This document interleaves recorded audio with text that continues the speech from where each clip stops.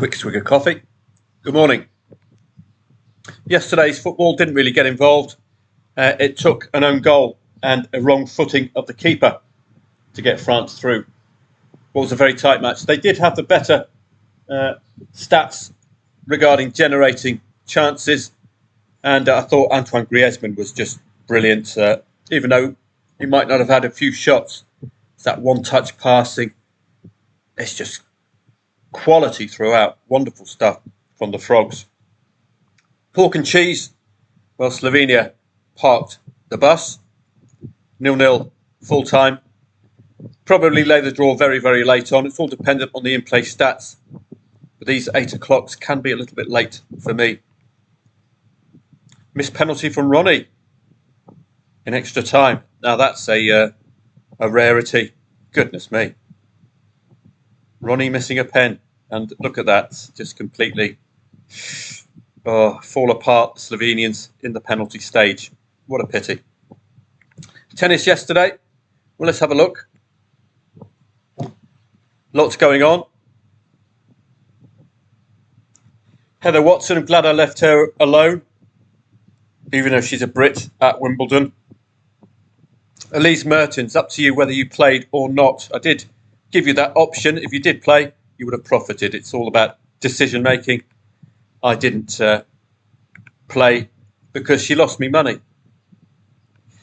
in this one when she retired after a medical timeout, and then she retired again against Paolini. So I don't know what was going up with Elise Mertens, and on that basis I didn't play, but she deserved to win. She was the best player on paper. But it's just a decision on my part not to get involved. But if you did pull the trigger, you made the right decision. Naomi Osaka, we should have got involved in the third set. Keep the faith, I think, is the message from her first round game. In all sorts of bother in the third set, losing her first 2 service games. And I'm thinking it's the flaky Osaka who's returned, the old snowflake Saka returning. Mentally weak on some matches, but just brimming with quality throughout. And this is your entry point for low liability. Do think about that in the tennis. When can I get involved to keep my liability low, but to give the player I fancy enough time to wriggle out of trouble? 1-3 is not a worry. 1-4 perhaps. 2-5, you get better odds at 2-5 and 1-4. But 1-3, if she can win her next service game, if she can break the next one, we're up and we're back on serve. And that's when you get out. So that would have been an excellent play, Naomi Osaka. Like Elise Mertens, I'm afraid I was in 2 minds.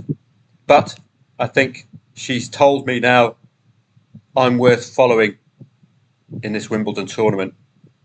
Really good. That's what I'm looking for. You're looking for a quality player in trouble in the final set. You can get involved at low odds for the lay, big odds for the back, and wait to see her extricate herself from the problem. Emma Raducanu, we did take her on second set because she lost in a tiebreaker in the first. It was just one of those in case the nerves get to her. 1.1 pre-match, 1.06 after winning the first set. Not exactly a resounding vote of confidence from the market, so well worth laying at 1.06. Quite obviously, it's highly unlikely to go your way, but we're laying with a reason. That's the same case with Noskova, which is one that I missed. I got it right, but I couldn't get it to you in time. We have to be so quick.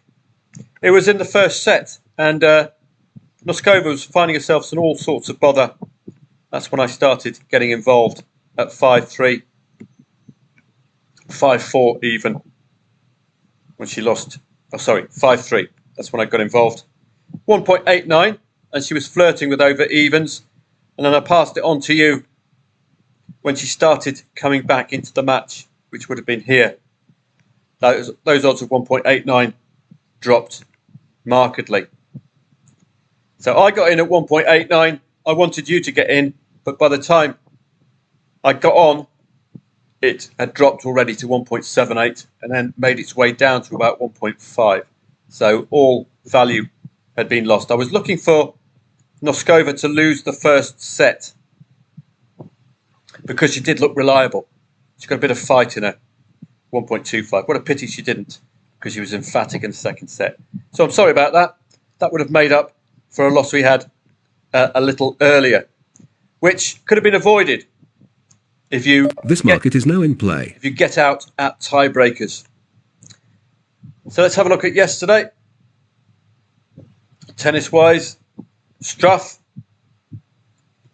Well, he didn't lose the first set, which was a real problem, but he's an excellent player. And I did point out to you, I think he was 1-4 down in the first set. Sometimes, like in the football, where we can use the half-time market to create value, you can create value in the set betting market, but the liquidity is a problem. Van Asch, well, we did have a green screen, even though Foggy won. This is what I'm referring to. The green screen's available. It's not, well, it's relative to the liability. It's pretty good return. It's over 1-1. So that's 12% of 100. Considering he lost the match, Van Asch lost in 3 sets. That's a good green to take. Let's look at some of the, there we go, that's the initial liability. Laying at 1.09, backing off at 1.29. So that's relative to your initial entry point, is a pretty good return. Let's have a look at some of the others yesterday. Tiafoe did the job. This was, not sure who these players are, but this was just showing you we were involved in this match. We wanted the break points, not the match points. That's what I'm just referring to, an absolute battle to win us some money. Begu, well, it's a low liability. She got absolutely tonked in the first set.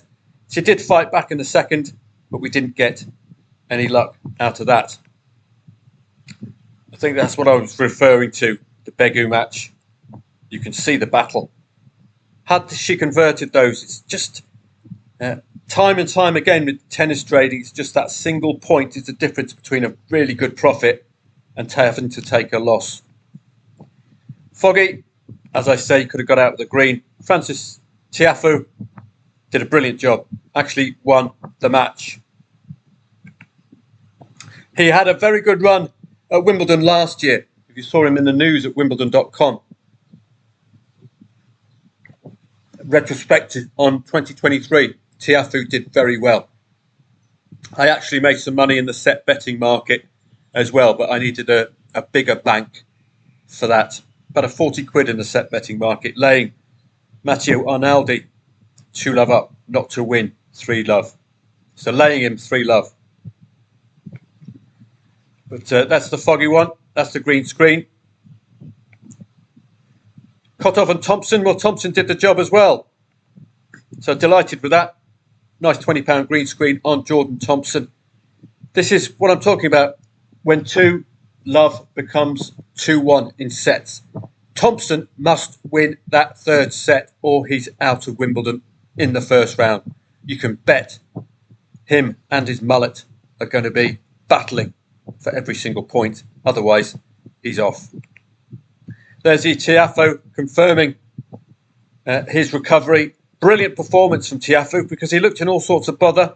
Arnaldi was very tightly ranked with him in the ATP ranking, so I thought he could be a royal pain. But Tiafoe's quality came through despite not having the best green court run-up to Wimbledon. He could be one to follow.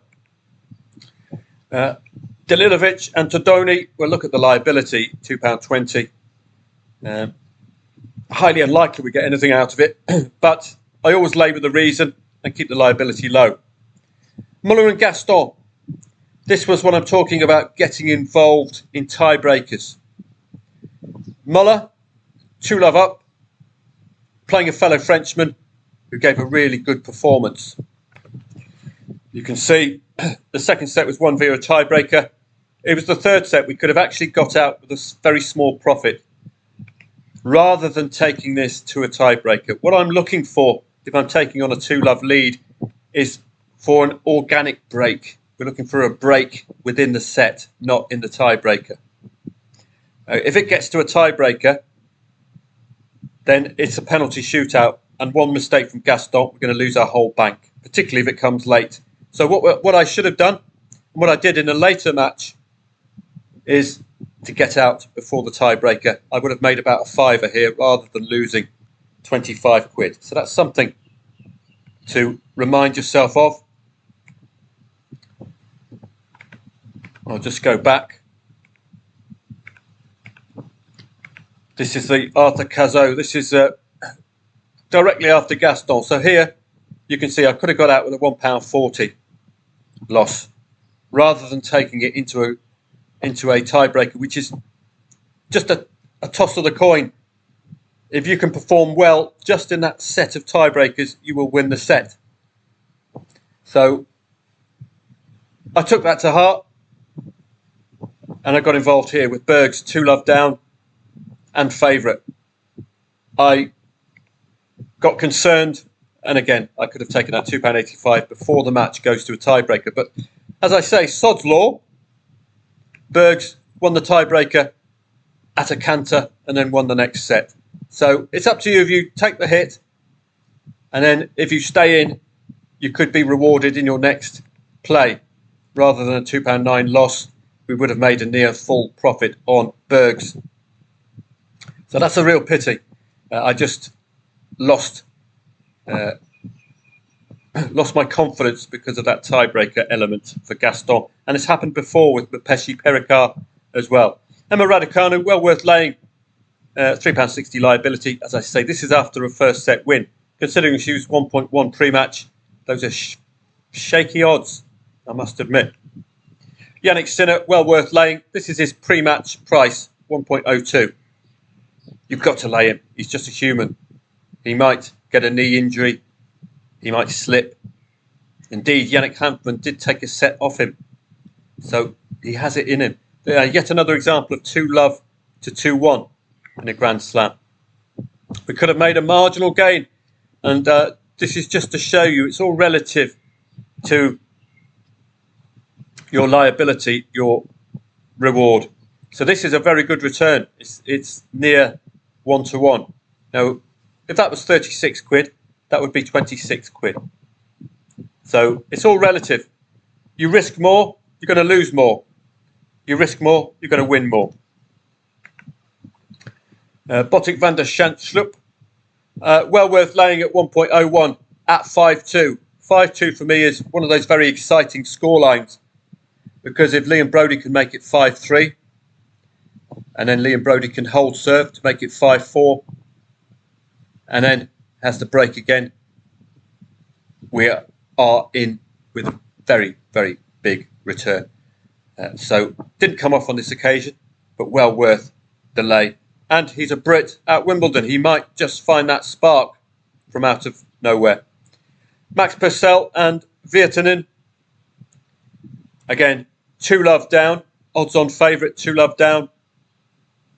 Just didn't perform. It's as simple as that. And this is the problem we have on occasion in playing these higher ranked players. They're obviously higher ranked because, when I mean higher ranked, higher in the rankings. Not a good thing. I suppose the best way to describe it is lower ranked, ranked 50, 60 plus rather than in the top 10. So that's an example for Purcell. But that was why I wanted to get you this play for Noskova at 1.89. But by the time I got to it, as you can see, the odds decreased markedly. It's all about getting in at the crucial moment, and I couldn't get it to you quick enough. 1.89, I can get out here, and that's going to compensate for this loss. That's why I wanted to get this to you for Noskova, to compensate for that previous loss. We just keep swinging the bat. So let's have a look onto today. I'm sure there were a few other opportunities yesterday. Yannick Sinner, as you can see, lost a set. So we had a chance, but he's the world number one for a reason. And there's, as you can see, Purcell, 1.57. I'd put it down to the mullet myself. It is a remarkable mullet. I think, I wonder if he would have won had he not had that mullet.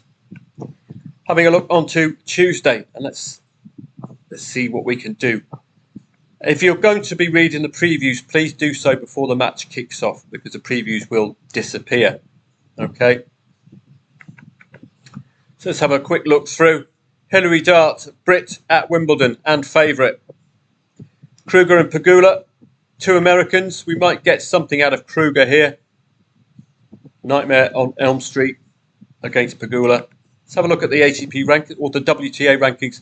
It's a top 5 player in the world, so she must. They tend to be a step ahead. They're like Celtic and Rangers versus the rest of the SPL. That's how I look at the top 5. They're just that step ahead. So you're expecting of Pegula here, but it wouldn't surprise if Kruger, being a fellow American, knew her game a little bit better than others. Elsewhere, let's have a look. Some familiar names here. Avanesian from the French Open. Katie Boulter. I would caution you to potentially back her in the winner market before her match kicks off.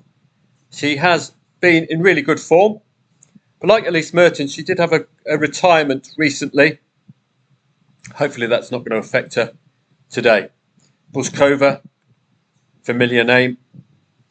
Carolina Garcia, not a force of old. Kalinskaya, 1.11. Another Ukraine. Is that Ukraine or Russia? Samsonova. So there's plenty to get us interested in today. Yelena Ostapenko, a name worth following as well. Vondrousova, lots of quality as you'd expect from a Grand Slam. So hopefully we'll get some readable matches and we can get involved. Karolina Wozniacki has been excellent, but she did have a medical timeout in a recent match. She looks to have really found her spark, Karolina Wozniacki. But this is a slight concern in her very last match. She did retire. Was that just with this in mind? She has been brilliant. She was excellent against Kudermetova when not expected to, at least from a market's perspective. 1.73 Kudermetova. So watch out for Wozza. She might be back to something like her battling best. She could surprise a few at Wimbledon. So I'll be watching old Wozza today. I would be laying Parks if Parks won the first set, put it that way. Really impressed with Wozza's 2 matches before the recent retirement. Ons Jabeur has been in the final on a couple of occasions. You were expecting her to go deep on this particular occasion. She could be worth backing as well in the winners market. World number 1, I think, still, Iga Swiatek. You can check the rankings here. Yeah. World number 1 expected to win in 2 straight sets. Magda Linette. There's some very good tennis, isn't there, of course, as you'd expect. De Minaur and Duckworth, both Aussies. I'm with De Minaur here. Hitler haircut. Going to do a good job, I think. World number 9, as I say. Top 10 tends to be a step above the rest. I'm expecting good things of De Minaur. He's been excellent. Hurkacz at odds on has been excellent as well. He might lose a set today, but he's unlikely to lose the match. He's been well worth following. Old Jubb, Brit at Wimbledon. Harris, a Brit at Wimbledon. Don't forget, these are 3-setters, so we've got plenty of leeway. In these 3-setters, it's all about when do I enter. Do I enter after the first set loss, or do I wait for that second set loss in the hope that we will get a second set loss? Stefanos Tsitsipas should do the job. Rune as well. Zverev was in excellent form in France and indeed in some of the grass court tournaments. He was very, very tradable as well, particularly in Germany, where he's from. So he could be worth following. Jack Draper could be another one to back in the winners market. He beat Alcaraz recently. Now, you can argue Alcaraz may have been, I don't know, tired, but that psychologically You can see how that affected him in his next match. He lost. Psychologically, he should get a real booster from beating the world number 2. Jack Draper, along with Katie Boulter, could give the Brits something to shout about. Karatsev and Kachanov. I'm with Kachanov here. Karatsev might take a set off him. They're from the same country. Kai Nishikori, a bit like Darren Anderton. Oh, sick note. So not sure how you can trust them. But he's very, very solid, isn't he? When he's 100% fit. Cameron Norrie expected to cruise through at 1.04. Unlikely to cruise through these Brits. Taylor Fritz is worth following. He just keeps battling. He is very reliable. Let's get back to Wimbledon. Taylor Fritz, very reliable indeed. I do like him.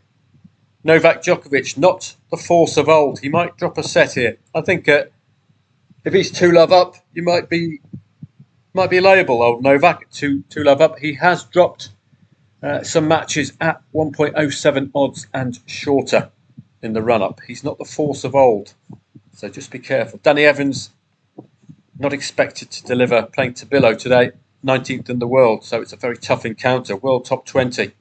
Tabillo has had a recent good match as well. I seem to remember his name. Against Offner. I think it was against Gael Monfils in Mallorca, yeah. Could have laid the first set winner there. Chris Eubank. I would be favouring Chris today. He had an excellent Wimbledon last year, and if he can channel any of that, he could go 2 or 3 rounds deep into this competition. Certainly Quentin Hallis, if he's leading 2-0, is layable. Algo Elysium, a little flaky. Tanasi Kokonakis, mate. Screw, mate. Where's me bloody stragglers, mate? Screw. He's on the comeback trail. His ranking is dropping. Algo Elysium is not that reliable. So I wouldn't be too keen to take him on at 1.4. I'd possibly lay him if he wins the first set. Ruby. I gave you an example in the E-letter, but that was when Andy was a world number 1. He's likely to take a set or 2 off Makak, but he's unlikely to land a blow, old Ruby. He's had his days. Hand the baton over to Draper and to Boulter, I think. So you can see it's a very exciting day today. And in the football, Romania and the Netherlands. Well, another odds-on favourite. We saw yesterday's odds-on favourite, Portugal, not score. That's what we're going to expect from the Romanians. Is to try to bleed the Netherlands dry, cut off the forward line. Austria and Turkey. Austria have been absolutely eye-catching, but just knocking on Even's door. Could see Turkey competitive. We might see both teams to score here. We could see an over 2.5 goal match. The Austrians have really caught the eye. Turkey were one of my pre-match backs, along with Golden Boot Bellingham, who's got 2 goals. So he's purring nicely, Jude Bellingham, at whopping great odds. Gave you all that in a previous E-letter. I backed Belgium as well. They didn't go through. Italy as well didn't go through. What a pity. I've got Turkey left. Didn't see Austria, but look at them. Full of goals. 6 goals in the last 2 matches. Similar story for Turkey. Take Portugal out of the equation. Georgia, the lowest ranked side, but it was an impressive result against the Czech Republic, who are slightly higher ranked. So going to be a fascinating encounter. Likely be looking towards goals. Possibility of a goal before half-time if these two continue.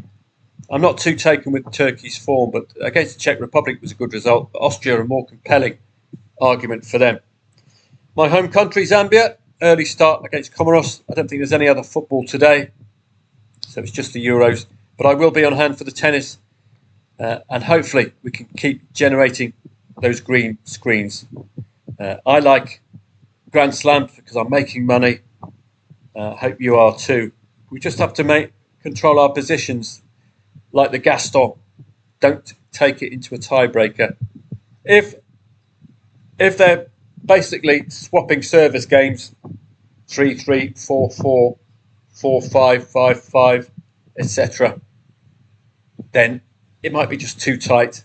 Get out with a £2 loss or a break even. So you do have to manage your positions in this tennis, and it's all about timing as well. It's getting in at the right point when it, like Naomi Osaka, when the backs are against the wall, and then getting out when they've done the recovery mission.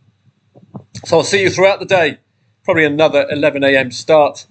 I'll pass the green screens on to you, and I will try to see if we can limit that liability by either getting involved when it's a serve and a break up.